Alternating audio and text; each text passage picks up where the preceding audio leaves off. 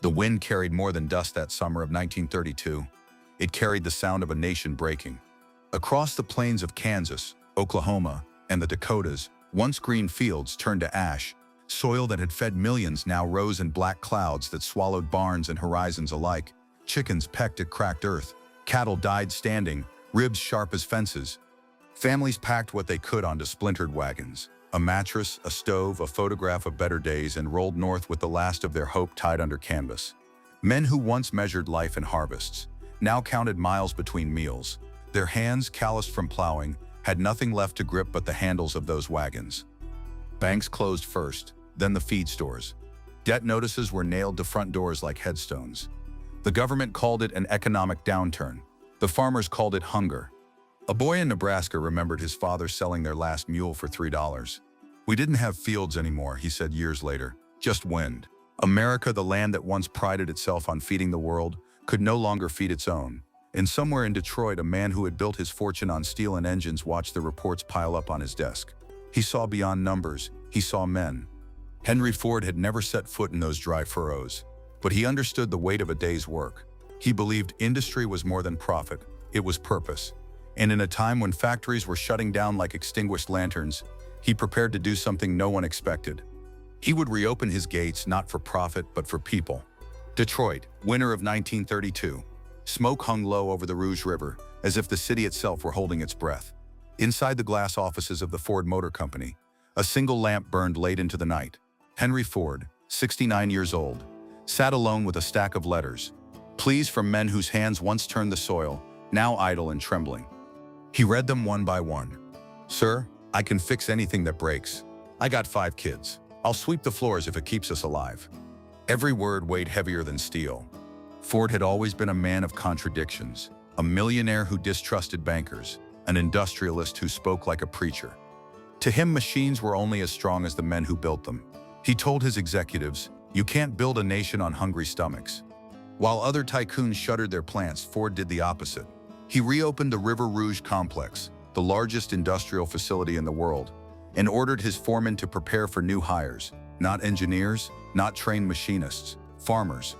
"Bring me the men from the fields," he said, "the ones who still believe in work." It wasn't charity, it was conviction. Ford saw labor as the purest form of citizenship, a way to restore dignity where politics had failed. His managers warned him it would ruin the company. "They won't know a wrench from a piston," one protested. Ford only smiled. "Then we'll teach them." America was built by men who learned as they went.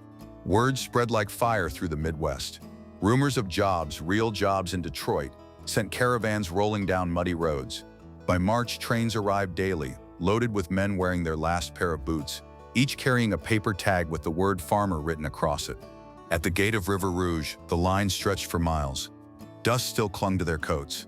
Some hadn't eaten in 2 days. But there they stood, 10,000 strong, waiting for a chance to trade the plow for the machine. Inside, Ford walked the factory floor in his gray suit, shaking hands, asking names. He wasn't a saint. He could be cold, stubborn, proud, but that day his handshake meant something close to salvation. For every man hired, a family somewhere would eat again. The air filled with the hiss of steam, the clang of hammers, the hum of engines reborn. America's pulse, faint for years, began to beat once more.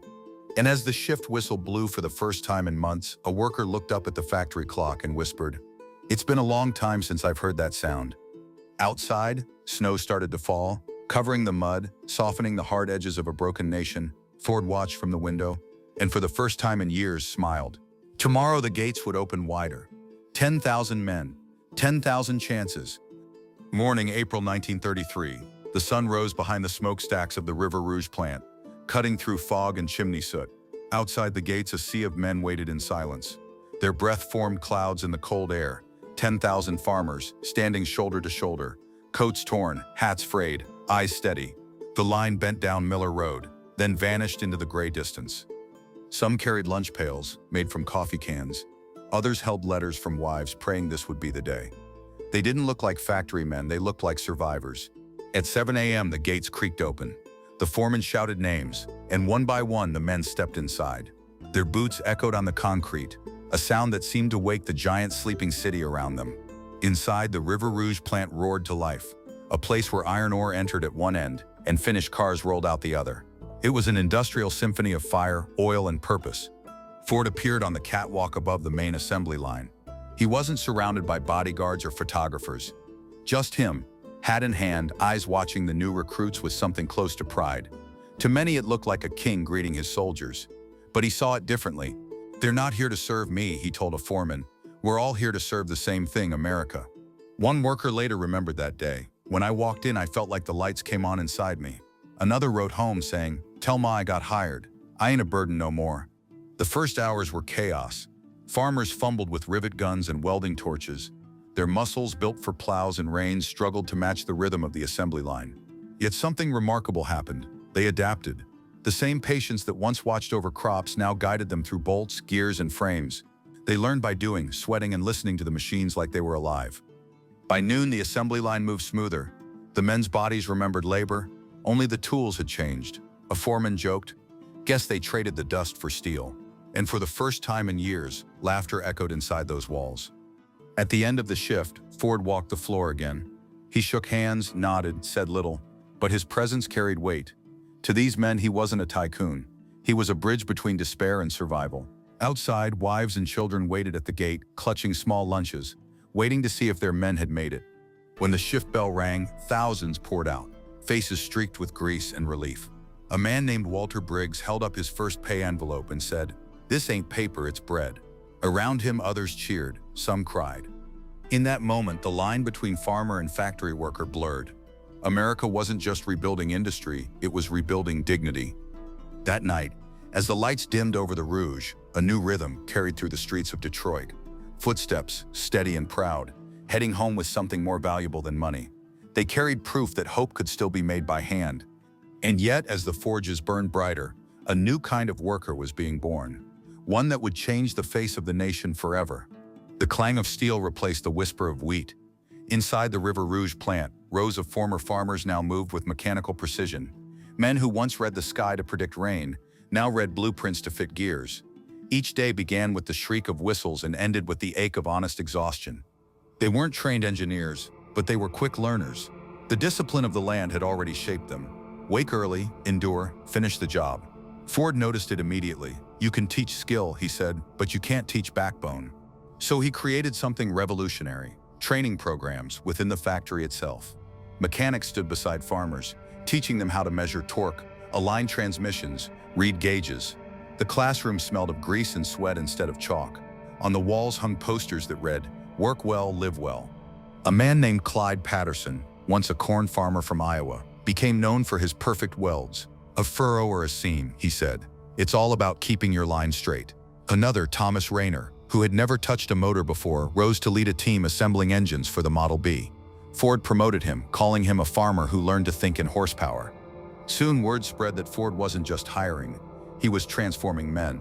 The company offered literacy classes at night, mechanical drawing courses on weekends, even music lessons for those who stayed after shifts. "A mind that works," Ford said, "should never rust." By mid-1934, more than half the new hires were from agricultural towns. Missouri, Arkansas, the Dakotas. They had brought something Detroit had forgotten: humility, patience, and a belief that work was sacred. The factory became a living organism, powered by faith as much as fuel. Each hammer strike echoed like a heartbeat. Every spark that flew from the welding torches seemed to burn away the shame of hunger. At meal times, the men sat together on wooden benches, eating stew from tin bowls, talking about the old days, the smell of rain, the taste of homegrown apples, the sound of wind across empty fields. One said, "This place may smell like oil, but it feels like life." Out of their struggle, a new class of worker emerged. Not purely rural, not purely industrial. These men could mend a carburetor or a broken fence with the same hands. America was changing, and so were they. But even as paychecks arrived and tables filled again, no one forgot the winter before. The scars of hunger still lived quietly behind their eyes. Ford understood that too. "A man with a full stomach," he once told a reporter, "is a man ready to build a better world." Outside the factory, Detroit's neighborhoods began to hum with new life. Children played again, shops reopened. The smoke that rose from the Rouge wasn't just exhaust, it was a sign that America was still breathing. And yet in the kitchens of those small brick houses, women prayed every night that the pay would keep coming, that the jobs would last, that the hard times would finally stay behind them. Because hope once lost is slow to trust again, and the hunger that shaped a generation was not easily forgotten. Detroit, 1935. Smoke still hung over the Rouge, but in the neighborhoods nearby, windows began to glow at supper time again. The sound of laughter returned, faint, uncertain at first, but real. Inside a narrow brick house on Miller Road, a woman named Ruth Jenkins sliced bread that her husband's paycheck had bought. Just a loaf, still warm, but to her it smelled like deliverance. Every Friday evening, men came home from the Ford plant with envelopes folded carefully in their coat pockets. $2, sometimes $3. It wasn't much, but it was steady, and steady meant life. One envelope might pay for flour, another for coal, another for a child's new shoes. Across the city, families whispered the same words around dinner tables. Ford saved us. They weren't exaggerating. Letters poured into Ford's office from across the Midwest, handwritten notes from wives and mothers thanking him for what the banks and politicians had failed to do. "You gave our men their pride back," one woman wrote. Another enclosed a photograph of her family standing by a stove that finally burned again. In the boarding houses near the plant, the men gathered after shifts. Boots off, shoulders sore, sharing stories of home. They wrote to brothers still wandering the Dust Bowl, telling them to come north. There was work, there was food, there was hope. Children returned to schools that had nearly closed. Churches reopened their soup kitchens, not for desperation this time, but gratitude. Sundays smelled of coffee and frying bacon, small luxuries that meant the world. But the hope wasn't just about money. It was about purpose, the sense that life could move forward again. One of the workers, now foreman, told a reporter, "We're not rich, but we're standing." In those words was the quiet defiance of a people who refused to surrender. Ford himself kept visiting the plant, walking the aisles where sparks flew from the welders, nodding to men whose names he never forgot. He knew that keeping them working meant keeping America alive. When asked why he didn't follow other magnates into speculation or cutbacks, he answered simply, "I'd rather make work than excuses." That philosophy spread far beyond his company. Other industries began to imitate his hiring policies, taking in laborers from ruined farms. The idea that work was a social duty, not just a business strategy, began to reshape the nation's conscience. In homes across Detroit, children grew up watching their fathers come home tired but proud, carrying lunch pails instead of shame. The sound of hammers, the whistle of shifts, the hum of engines, these became the lullabies of a recovering America. And still, late at night, many of those men would stare at their sleeping families and remember the days when there was nothing but dust and hunger. Gratitude has a way of growing deepest in those who've known emptiness. Outside, a light snow fell again, settling over the roofs like a benediction. The city that had once starved was alive with motion and heat. But in the distance, beyond Detroit's glowing skyline, there were voices rising. Critics, rivals, men who saw Ford's experiment not as salvation but defiance. For every hand he lifted up, there were others waiting to pull him down. By 1936, the nation was stirring back to life. Production lines roared again, crops returned to the soil, and bread lines slowly shortened. Yet in the tall offices of Wall Street and Washington, not everyone cheered Henry Ford's vision. To some, he was a hero who had kept families from starving. To others, he was a dangerous man, an industrialist meddling in social engineering, defying the sacred rules of capitalism. The newspapers wrote it in half praise, half warning. Ford hires the hungry again. Executives from other auto companies called him reckless. "You can't run a business on sentiment," one said. Bankers whispered that his wages were unsustainable. But Ford never flinched. "If capitalism forgets the hungry," he told a reporter, "it deserves to fail." He refused government bailouts, refused to close his plants, refused to accept that profit alone defined success.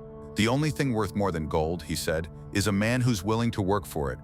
Inside the Rouge, the workers sensed the tension but kept their rhythm. The plant had become more than a factory. It was a community. Foremen organized reading circles. Men volunteered to teach newcomers how to use tools. The same solidarity that had once been born in the fields now ran through the veins of industry. Ford knew the critics could never understand that. They measured success in stock prices. He measured it in families fed. He had seen the hunger in those farmers' eyes, and he would never forget it. The Great Depression, he once told his engineers, wasn't a failure of money. It was a failure of men to remember each other. Still, pressure mounted. Journalists accused him of populism. Politicians called him unpatriotic for refusing to join certain economic councils. But Ford was beyond their games. He believed that a man's duty was not to please the powerful. It was to build something that outlived him. And he had. The farmers who once arrived barefoot now trained the next generation of machinists. Their sons would go on to build engines for trucks, planes, and tanks, machines that would one day defend the same nation their fathers had kept alive through honest work. When the war came, America's arsenal was powered by the hands of men who had once plowed fields. The line between dirt and steel, between farmer and factory, was gone. Ford's gamble had done more than save jobs. It had preserved the country's muscle, the spirit that would carry it through its hardest century. Years later, an old worker from those days stood outside the plant at dusk, watching the shift change. He was gray-haired now, his back bent, but his eyes still sharp. "We came here hungry," he said, and left standing.